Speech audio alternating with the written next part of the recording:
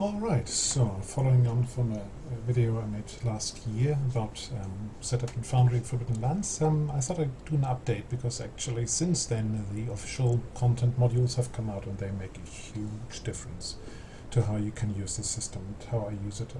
I had pre-configured almost everything manually myself previously, but looking at the stuff that the work guys have put together now for the modules you can get from Fria Ligan at a very, very decent price right now, I thought I'd just show off what's currently included in these modules, so you can actually see what you're getting for your money.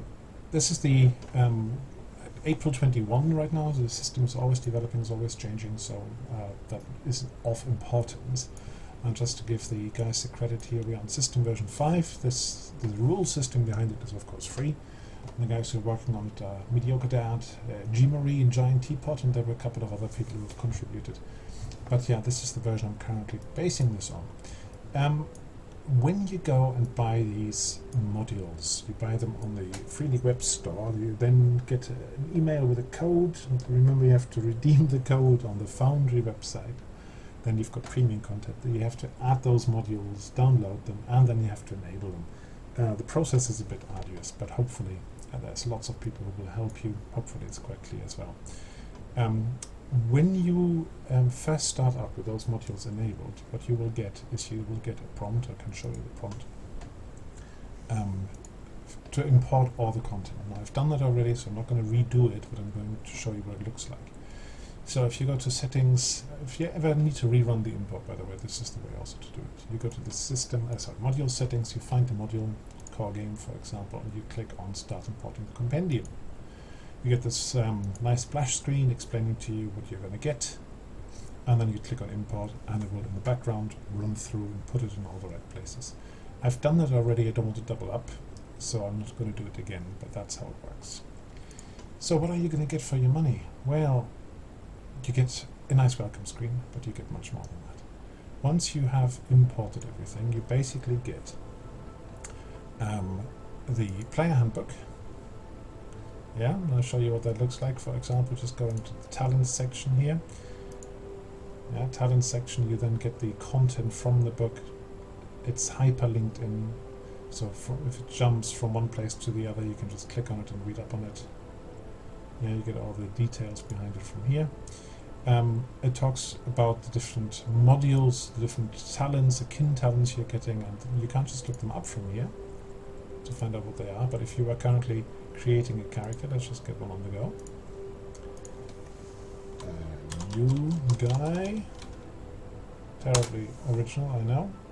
You can actually, while you go through this, already pull them across, and you see under talent he's now got true grit. So this is something, of course, you can't do with the rule book, so it's a real cool thing to be able to do. So you get all the, back to what you're going to get. You get the player handbook, looks like this. Basically, you can share this. I have to share this here with my players. Right-click, configure permission, make the players observer so they can refer to it. And remember, if you do that at a folder level, it will not propagate through the subfolders. You have to do the subfolders by yourself. The Game Master's Guide is in here with all the good stuff in it. For example, bestiary, yeah, in print, but I'll show you something even better. You see how all these are linked? So if you, for example, go to Manticore now, you've got the whole stats here for the monster, including you've got the combat with the different attack tables, and I'll show you that later. You have the gear, well, if they have any gear, of course it doesn't, and the discussion. The detail behind it. You've got the armor rating. Anything where you see this grey shadow behind it is clickable. So if you want to do an armor roll for Manticore, you just hit it here, pops up the dice roller, you say, yeah, that's fine, roll it, and it pops up in the chat with the beautiful dice. So nice dice, yeah, and this guy's armor doesn't help him at all. But that's just a quick example of what you're going to get from the handbooks. You get the adventure sites. So if I go across to, actually go to items first. Let's go to items for a moment. So on the items, core game, you see I've actually put up together the core game here, the Raven's Perch and Bitter Reach. I just put them all in for now. But in the core games, you get the artifacts, yeah. Of course, you wouldn't want necessarily share them with your players. Critical injuries, and there are roll tables for those. You get the gear. You can see that there are lots of different categories, but shields and armor, for example, always trying to use the artwork from the book whenever it's available, which makes it really good on the character sheet later. So let's just give this guy a helmet, and now 2 helmets of Daft. Chainmail. If you now look at gear, you can see how that is lined up here. Yeah, and how it actually, if you do an armor roll on the combat tab, here armor, we will add these two together, 8, there's the 8, you can just roll it from there. Right, I'm getting sidetracked again. Lots of good stuff in here, including the trade goods for stronghold building and crafting later on. Lots of good stuff. You get the spells in here by discipline, yeah, and you can roll those spells as well. You get the talents in here as well that you need to build your character out. So really nicely presented, and whatever you go into, the style is really nice. They picked some really good icons for it. They made that easy. You can read it. You can actually, if you wanted to, you can edit this, change it to homebrew content if you've done something differently here. And you can also just post the item. If you need to explain to your GM again, like me, what this skill actually does, you just click on there, it pops it in the chat over here, and everybody can read up on it. Yeah, that was an interesting thing. I need to read up on this actually. Last session, one of my berserkers got broken, got his leg hacked off, but then decided to go berserk after that. Anyway, the next thing to mention are the adventure sites you're going to get with this. So you get, and that's best shown from here, adventure sites. You get the 3 from the core book, for example. Yeah, so Vale of the Dead, for instance. If you go here, you get the beautiful artwork that has been made by the guys at Fria Ligan. It's good enough to really zoom in, and these are highlighted and annotated. So this is hopefully not too much of a spoiler. So I'm not going to go there for now. I'm going to go somewhere else. Yeah, High Vale, you double click on that, you get all the content for it, including any creatures that are there linked. And what they are, they're basically just theatre of mind maps. They are not hex gridded or anything like this. If you wanted to, you can, like I've done for this particular map, very swiftly put a few wall controls in. These are basically walls that block vision but not movement. And if I go to my one character here, you can see how that works. Yeah, reset the fog. So I might describe to them how they're walking up to this ledge. Yeah, and I don't want to reveal the whole site at once, so I could easily carve it up like this into some sections. As soon as they're there, they can see the next section. And as soon as they then go into this entrance here, they see the next section. For me, that's not a battle map really. It's not meant as a battle map, but at least it's an exploration map, and I find that quite good. And battle maps I'll show you in a minute as well. So you get the adventure sites.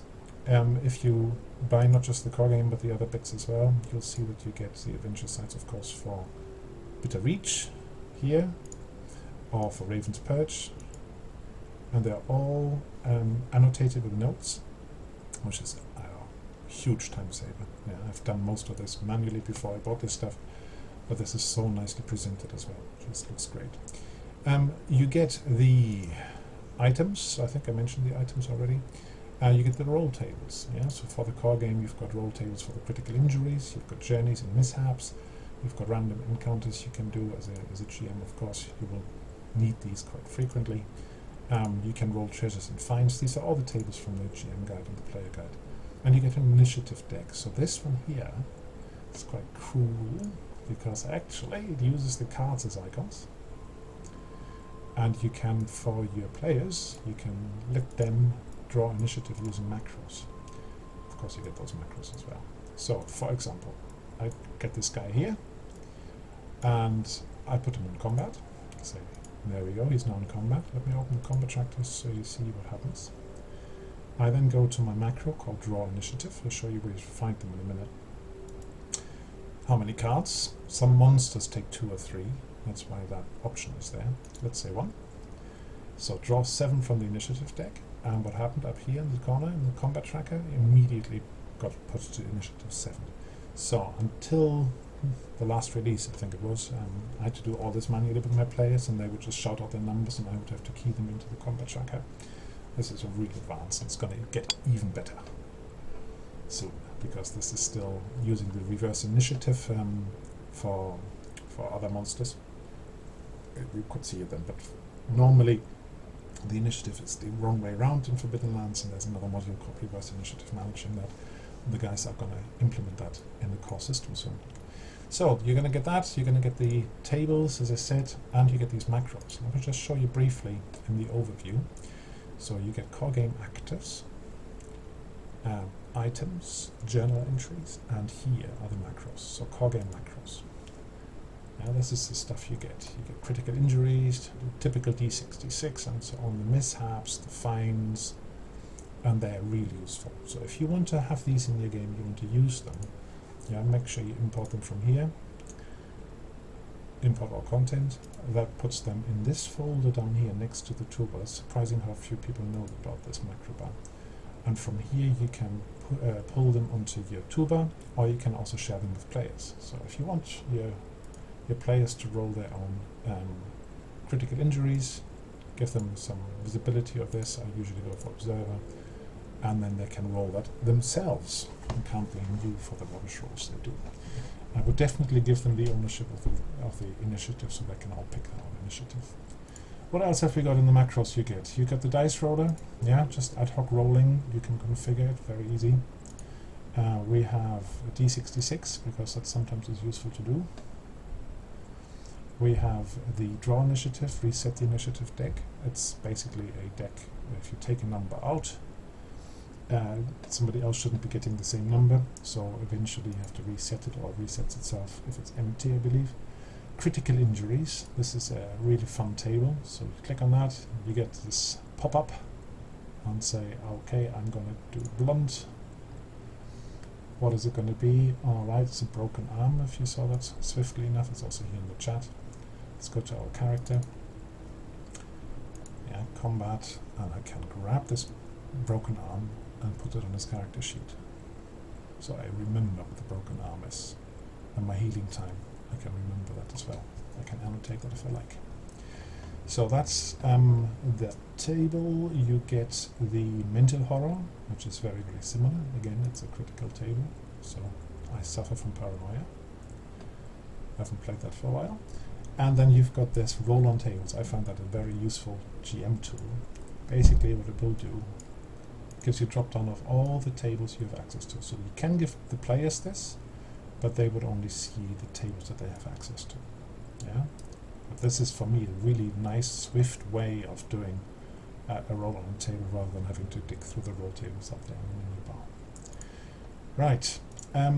Almost done journeying mishaps. I share this usually with my guys, or with my players. So you can say, what were you doing? I was currently setting up camp, and something went wrong, and there's rotten food. Right, so that's how quick that is. And then finally the random encounters, of course I roll them, not my players. You just say, what's the current hex? I am currently in the quagmire. What am I saying? Oh, the vengeful spirit. I don't need to flick through the book right now. I'll just click on here, and there you go. My hook for my narration. And if I want to read up about ghosts, or I need them, need the stats for whatever, I can click on there. It's all hyperlinked together. Right, so that's the roll tables. Oh, you might hear in the background, I'm not sure whether you can hear the music that's playing. One thing that comes with this core module as well is the soundtrack to Forbidden Lands. And it's a lovely background music. So I can't remember the name of the guy who did this, but his music was really, really cool, and I love having that on in the background. So that's the core pack. This is actually quite a decent overview. So we mentioned the Game Master's Guide, we mentioned the Player's Guide, we mentioned the macros, we mentioned the playlist, which is of course the music you're currently listening to, and we mentioned the roll tables and the scenes I've shown you. For Raven's Perch and Bitter Reach, basically you get more of the same, but they are really nicely done. So the core game only has 3 adventure sites: Hollows, Vale, Little Dead, and Weatherstone. And then if you compare that to Bitter Reach, there are many, many more here. Or you compare that to Raven's Perch, again, there are many, many more there. So you're basically set up with very little need to invest much time as a GM. And that's great. That's really, really good. There are various other things that I find quite cool. So if I go back to my overview map of the Raven Lands, yeah, this is what comes with it as well. The clouds and so on, the weather effects are FX Master, I think, or FX Magic, can't remember. So they're not pre-configured, but they look stunning on here. So, Hex Exploration, different people play it differently. I played usually with Fog of War on this map, so I configured it. If I look at the visibility of my group token, I would start like this, so that I can see my legend of the map, but that's pretty much everything they can see. And then they start running around and exploring, and you can see how the fog gets pushed back. You can configure this. There's currently an extra module called Forbidden Lands Party Sheets. Basically what you do is you create an actor. You create an actor first, it looks like this. Yeah, if you've got the module installed, you go to Sheet button up here, you select Party Sheet instead, save Party Sheet configuration, and then you can use this to plan your travel activities or your guarding or whatever it might be.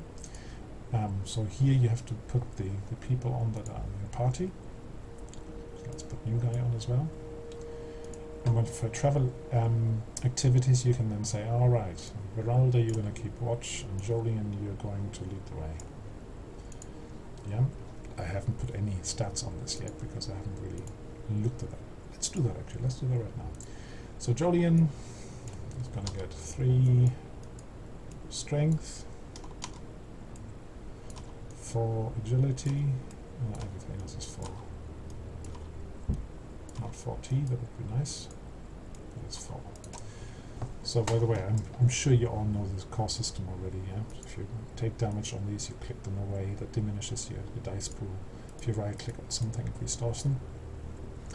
But yeah, let's give him a bit of scouting. Give him 2 of scouting and 2 in survival. And for Veralda, let's just do something similar.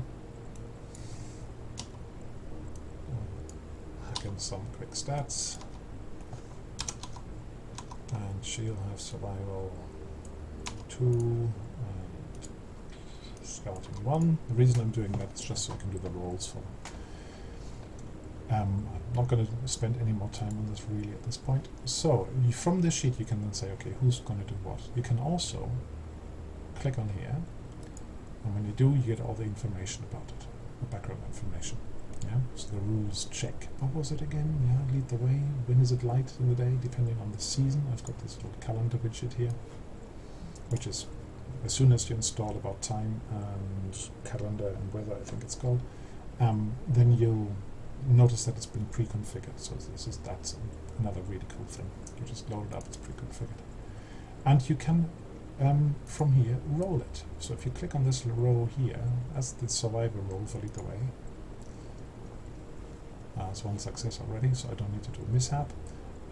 Veralda is going to do the scouting. Yeah, so is she able to do it? Yes, she would notice something coming towards them, and they're currently in plains, so I would now go and roll my random encounter. There's no encounter she can find. Yeah, and the new guy, we're going to sleep in that time. So, what was I going to say? Oh yes, I wanted to show you how you basically configure a new guy now. I've already shown you how you can drag across stuff, but I think this is just so convenient. If you, for example, say he wants a hand axe, now you go to the search bar under items, and there it comes, hand axe. How quick is that? Yeah, you don't have to flick through books and find the stats. They're all pre-configured here. Hand axe, arm's length, bonuses on there, parry, shove, disarms, all in there. So basically what it does, it checks, does this weapon have a parry quality? If not, you get -2 when you're trying to parry with it, and you can actually just parry by clicking on here, or you can shove or disarm people with these. I also have some quick combat actions down here, another useful thing to have. And if I wanted to, Give a bit of strength. Give me strength, as they say. So, yeah, if I wanted to now attack with this person, just click on here. Roll. You get the 4 white dice for the skill, the 2 black for the gear, and if you wanted to push that now, because it's really important, it's a bad one to push, but let's try it. You click on here and push. I roll the remaining dice. Okay, I now have taken 3 strength damage to myself, but at least I caused 2 success and caused damage of 3 as well. So, yeah, talents you can put onto here as well. Again, same idea. You go into here, you want to have an axe fighter. You put axe in, axe fighter talent, put that across, edit it, and on here you can just easily then say, for example, oh, I actually have it on rank 2. It doesn't directly do anything mechanically, but it's a reminder for you that you have it on rank 2, and then you can refer to the right information. So I like this a lot. It helps me massively when I run my games. I run two regular games of Forbidden Lands right now, and being able to manage this and being able to say to the guys, look, you need the stats for the spear you just picked up, go and grab it, drag it across, and you're ready to go. It's a real time saver. You can do the resource rolls for traveling. Yeah, this is basically say what dice you currently have, and just by clicking on food. See, I have lots of food. Oh, arrows. That should not diminish. Yeah, if it diminishes, you have to do that manually, but it's very easy to manage again. It also even tracks your encumbrance. I'm not sure whether you can see that up here. So it will tell you whether you're carrying too much stuff. Something they've also implemented is, let me just see if I can show you that. You can have a riding horse. Let's put one on the map. No. Doesn't want to come on the map. It's because I paused the game. No, shouldn't be. Oh well. Can show you here as well. Oh, it's because it's an item. I want the actor. So you can have a riding horse. Yeah, because a lot of people will have horses to carry their stuff in this game. You can then, if you wanted to have a particular pack horse, for example, let's just make that a pack horse. You can then select a mount up here, and that will basically make sure that you can load gear onto it, and it will calculate the encumbrance correctly. If you sit on the horse, it can carry 10 items of weight. If you don't sit on it, it's just a pack horse, it can carry 20. And that's been implemented as well recently, which is another boon. I share the horses with my players, and basically they just use them as mobile treasure chests. Very useful. So, yeah, I don't really want to go into too much detail on how I configure all this stuff, but you get these stickers here on the side. They're configured as tiles. So, for example, you say, all right, we're going through here and we're finding a village somewhere. I want to put the village on the map. You can go to tiles. You grab the one from over here. There's a nice village here. Village 3. You can copy and paste, or you can drag and drop. I usually just copy them out so I can reuse them. And I want it there. Paste. Control V. And there's my village. Yeah, so this is configured as a tile. I've made another little video that talks about making this a map pin linked to a journal entry, so you can find all the information about that village and the name when you hover over it. But that's the idea of having these resources over here, the stickers. Yeah, while I'm here actually, if I go to the journal entry, no, I'll refer you to the other video. If you can make the map pins, as I said, if you want to look out for that, the video is called Using a Pin Cushion, I think, in Foundry. So, you get, as I said, lots of good stuff. And of course, yeah, Foundry just makes everything look brilliant like this here. Yeah, you get all the base functionality of Foundry. This is just a random map I grabbed. I put a little bit of lighting on. I put a little bit of, you see the light sources here. And all you have to do for that to happen is you grab a light, let's say there's another light over here, drag it open, double click on it, configure it. I want it to have a ghostly light. if you look at it, it didn't make it very strong, but you get this dancing foggy light here. Go back to the map, and then the players can wonder what's going on over there. Really great functionality. So, I think the video has probably been going on for far too long already. If there's interest to have another look, if you've got questions, is this included, is that included, whatever it might be, let me know. But it is a real time saver, and at the cost, or at the very, very fair price that Fria Ligan are currently charging, I think this is a no-brainer. If you play this game, you want to play it online, maybe you have dabbled in Foundry or you have Foundry, go for it. Look at all the stuff that's in there. It's really, really useful. Alright, so leave me a comment if you want to hear more, if you want to ask any questions. Speak to you next time.